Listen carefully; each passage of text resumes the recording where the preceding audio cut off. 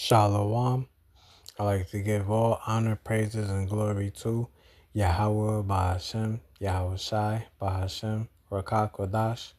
Double honors to the apostles and elders of Great Millstone who rule well, taught me this truth. And salutations to peace and salutations to the Akim, preaching this word with truth and sincerity around the four corners. Just coming back in the spirit and theme of prophecy. Got an article on the BRICS summit. You know, if you ever heard, they just had a BRICS summit that Russia hosted, Vladimir Putin. And I'm going to read a little bit of it. Well, I'm going to read it. Hit a precept. And Lord's willing, you'll be edified. It's going to be quick and straight to the point.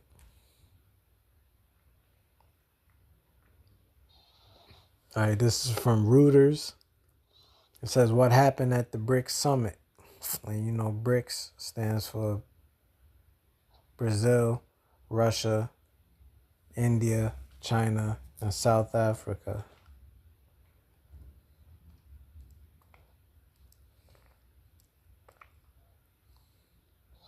It said in Kazan, Russia, October 24th, so it was a couple days ago. So here's a brief summary of the outcome of the BRICS summit. It says Chinese President Xi Jinping and Indian Prime Minister Narendra Modi met just 2 days after New Delhi announced that it had reached a deal with Beijing to resolve a 4-year military standoff on their Himalayan frontier. So lots of leaders attended. Putin, who wanted to show that the West's attempt to isolate Russia over the Ukraine war has failed, was able to attract major leaders such as Xi and Modi, and nearly 20 others, including Turkey's Tayyip Erdogan. U.S. Secretary General Antonio Guterres also attended.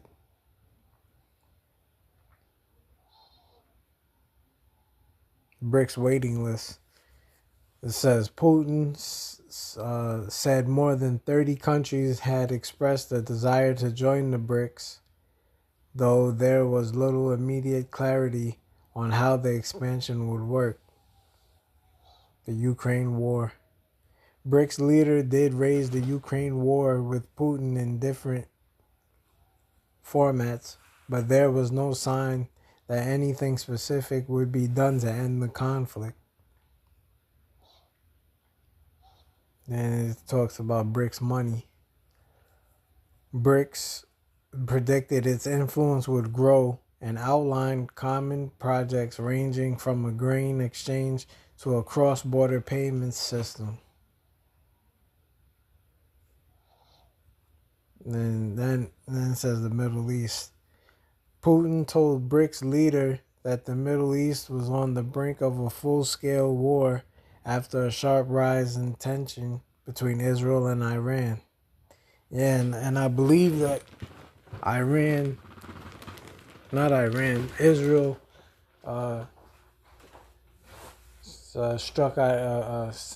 hit Iran with some missiles, I believe. I gotta do more research into it. I believe they retaliated after Iran hit Israel with some missiles, I believe a week ago.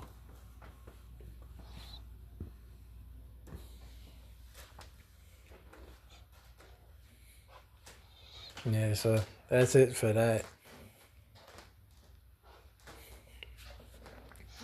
Get a quick preset.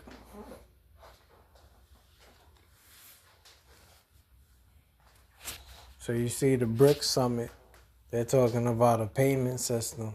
And then Putin said they got 30 countries waiting to join the BRICS. And before there was 159 countries looking to join the BRICS payment system.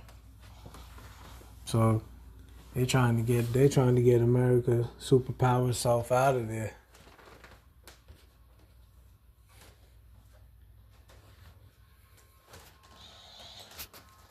Let me see.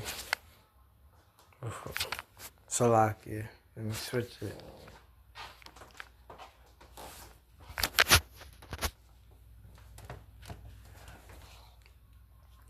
Yeah, this is the book of Habakkuk, chapter 2, verse 6.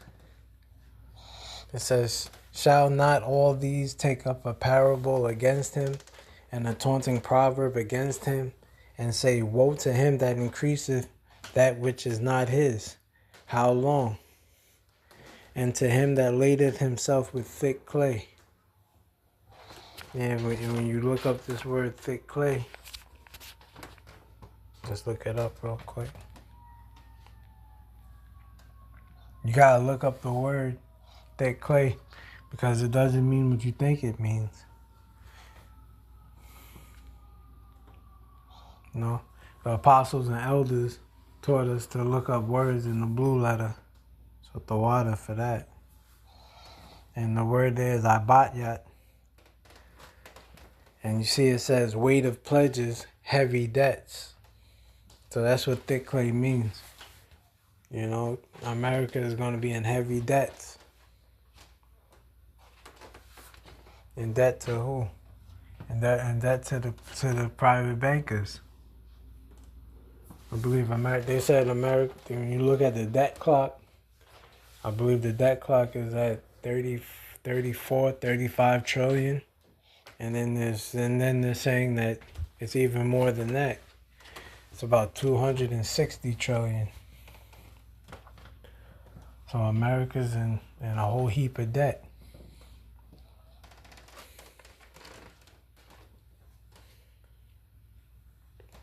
And you read that in the NLT. It says, "But soon their captives will taunt them. They will mock them, saying, What sorrow awaits you thieves? Now you will get what you deserve. You've become rich by extortion. But how much longer can this go on?" Yeah, it's not going to go on any much longer. Because you got these other nations, they're getting stronger by the day. You know? We get one more precept.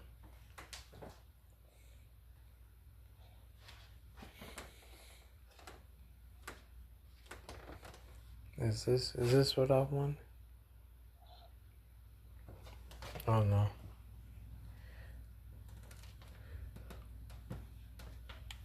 Matter of fact, yeah, it's in James. It's the book of James. And James 5:1. And you see what it says in the title and in the heading. It says misuse of riches, and you read it in the NLT. Warning to the rich. It says, "Go to now, ye rich men, weep and howl for your miseries that shall come upon you. Your riches are corrupted, and your garments are moth-eaten. Your gold and silver is cankered, and the rust of them shall be a witness against you, and shall eat your flesh as it were fire. Ye have heaped treasure together for the last days." Yeah, and that's what you're seeing. These rich men have heaped together treasure for the last days. All of these nations want to ditch the dollar. And the only thing not holding up the dollar is the petrodollar. You know, and from what I understand, Saudi Arabia didn't renew their contract with America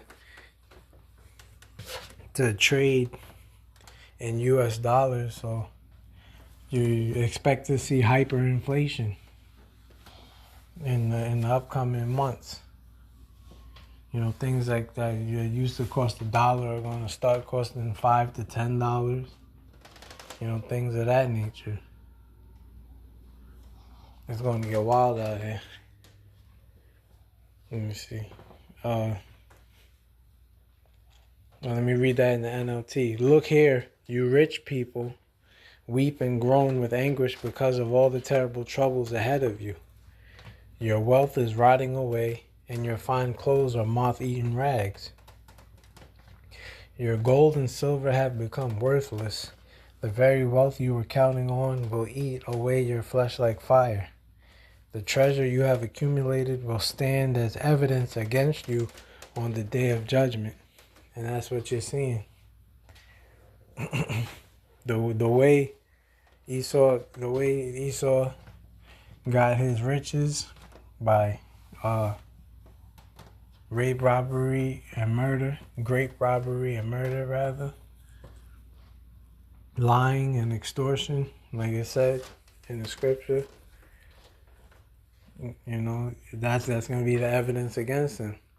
And that's going to be why he's getting his judgment. What's his judgment?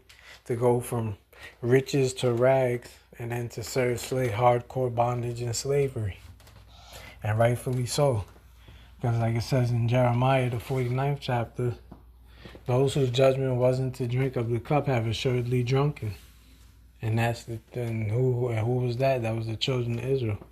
So-called blacks, Hispanics, and Native Americans. And now it's time for them who's the drink of the cup. It's time for them to drink.